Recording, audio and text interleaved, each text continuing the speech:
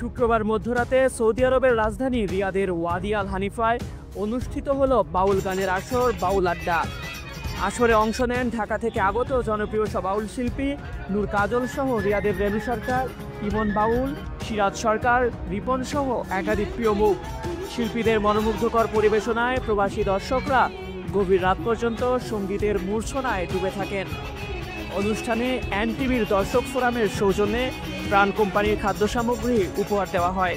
উপস্থাপনায় ছিলেন রাজনৈতিক ও সামাজিক ব্যক্তিত্ব আলিনুর রনি, সহযোগিতায় ছিলেন ইকবাল ও রাকিব।